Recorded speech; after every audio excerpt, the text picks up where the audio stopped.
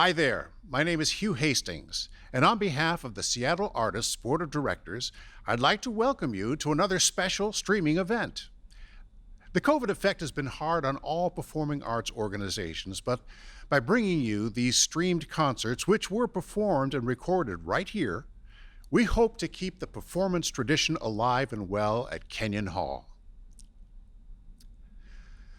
We dedicate this concert to the loving memory of Lou Mager, and will endeavor to keep his spirit alive and well here at the Hall into the future. Please know, we are working towards reinstating live performance here at Kenyon Hall, but in the meantime, I invite you to make yourself a root beer float and enjoy the show. Now, a little something about the concert you're going to see. Shelbred is a world-class pianist who has performed here at the Hall several times with various groups. Stylistically, Ray is influenced by Chicago jazz, New Orleans, early swing, and blues. For our show tonight, Ray will be playing solo versions of songs that he's written and telling stories about their origins. Tonight's program is free, but if you'd like to donate to help support the artists and Kenyon Hall, we'd love to have a donation of any size. Just click in the link below in the video's description. Thank you for joining us tonight. And now it's my pleasure to introduce to you Ray Shelbred. Hello, this is Ray Shelbred. I'm very happy to be here at Kenyon Hall. It's a wonderful place, and the spirit of Lou is here.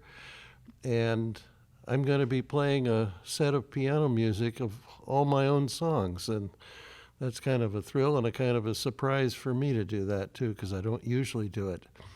And I enjoy very much the whole idea of doing this. I'd like to start with a song called the Elgin Breakdown.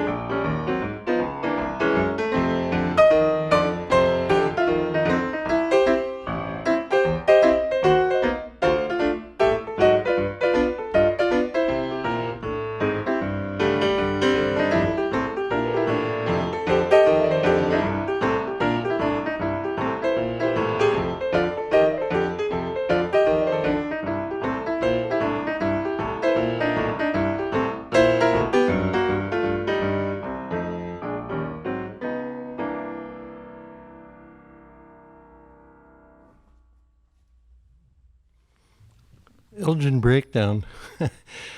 That was kind of a joke title because a breakdown is a kind of a musical dance, but also there was a piano player I wrote that for who had a mental breakdown and ended up at the Elgin, Illinois Mental Institution for the rest of his life.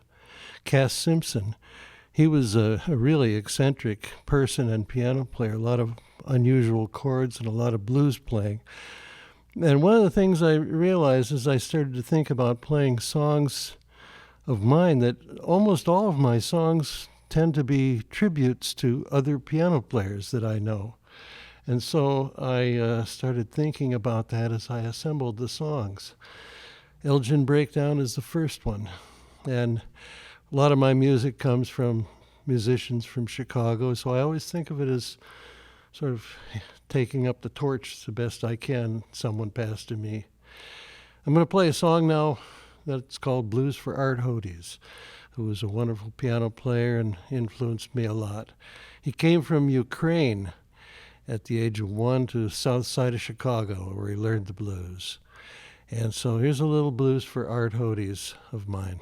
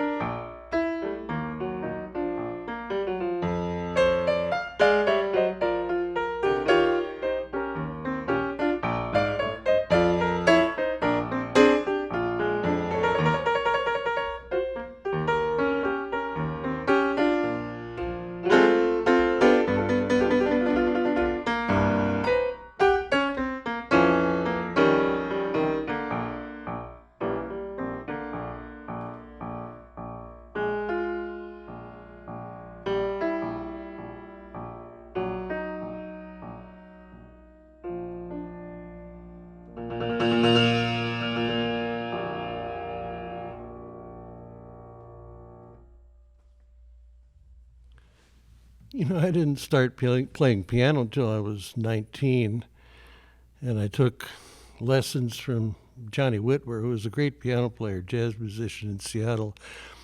And he had a 21st birthday party for me, and he wrote to Art Hodes, and he said, would you send Ray a letter for his birthday? And he did. Then years later, I got to know Hodes, and I played some duets with him, and I've always loved his sincerity and the fact that he studied piano at Jane Addams Hull House in Chicago. That thrilled me. Johnny Whitwer was a great piano player, and he taught me a lot of things. One of the things that I started learning from him was ragtime, and I play a lot of ragtime. It's not always what I play, but I've written a lot of ragtime pieces, so I have one here with a funny story. Johnny Whitwer recorded some music in the 1940s, and they got the company sold the masters to another company.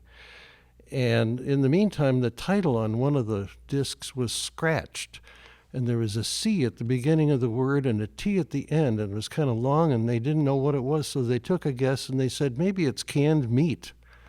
So they issued the record as Canned Meat Rag. It turns out it was Contentment Rag by Joseph Lamb. It was a complete mistake. But for years it existed, so I wrote a canned meat rag since there really wasn't any. And here's that now.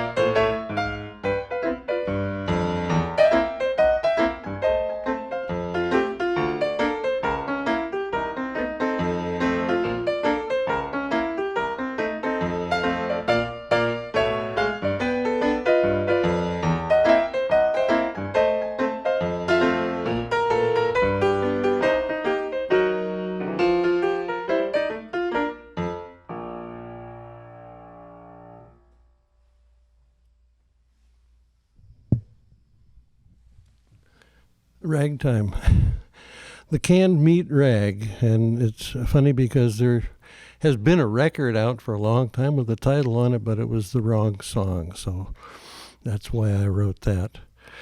I'm going to play a song now called Autumn Star. This is a song of mine, and I wrote this because I was thinking about the piano compositions of the great trumpet player, cornet player, Bix Beiderbecke, who did some exotic experimental piano pieces, and I kind of tried to do that when I wrote this. And all this song came to me in a dream one night in West Prairie, Wisconsin. It really did.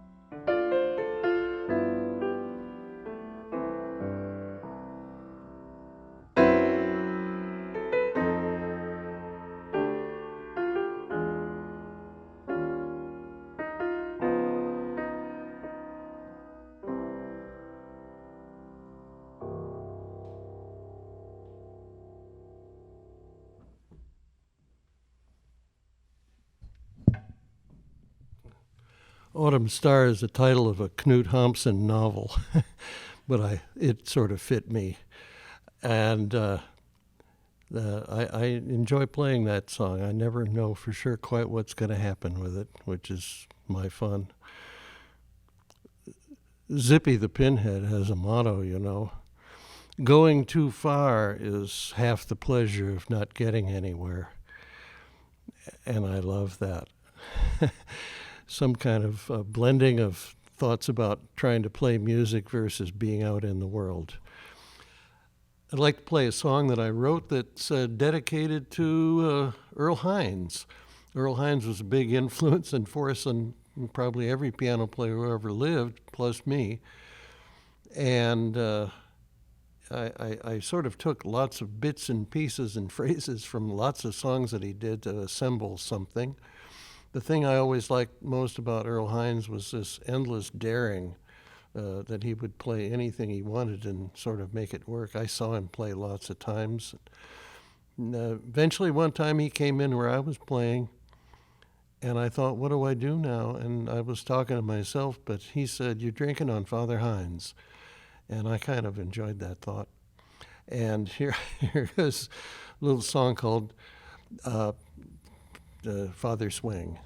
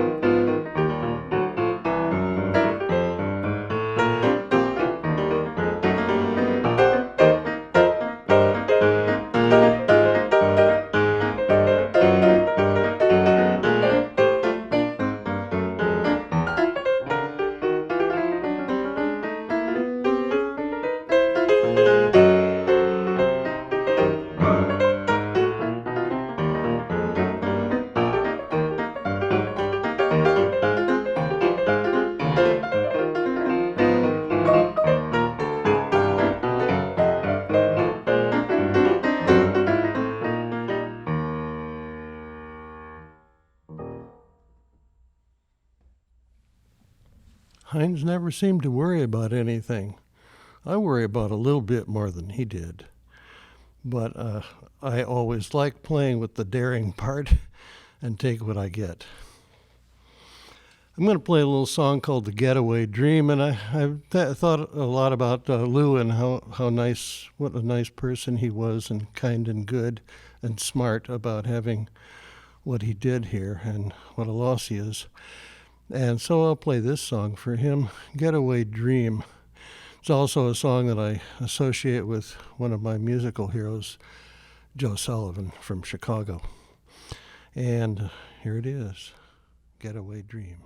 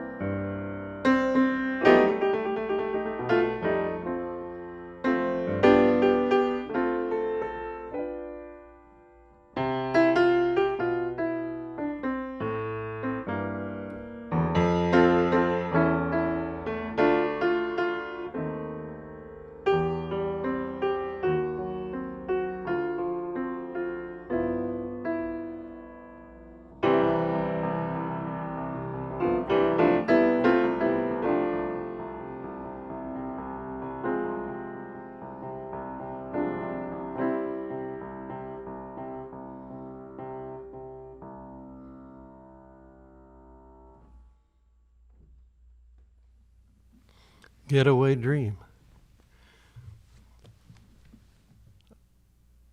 I'm having a little bit of fun, but I hope everyone else is too, who might be listening.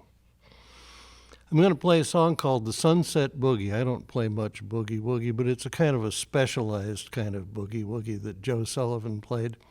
It's called the Sunset Boogie because he recorded a few boogie-woogie kind of things on the Sunset label. And this is kind of modeled on some of what he did with sort of, if I'm lucky, an eccentric bass line that works. There it is.